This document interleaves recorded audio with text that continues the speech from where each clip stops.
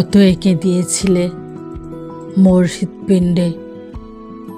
নিঃশব্দে তাকিয়েছিলাম অশ্রুসিক্ত নয়নে। হয়তো বুঝতেও পারোনি অশ্রুদের ভারী বর্ষণ।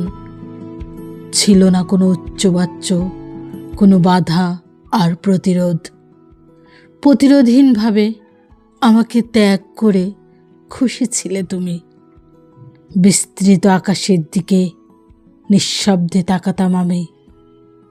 কারও প্রতি অভিযোগ ছিল না, ছিল ঘন কালো মেঘ আর মেঘেদের গর্জন। অভিযোগ দিইনি, অভিশাপ তো নয়, কিন্তু আজ তোমার বেহাল অবস্থা আমাকে অনেক বেশি কষ্ট দেয়। ভালো থেকো তুমি।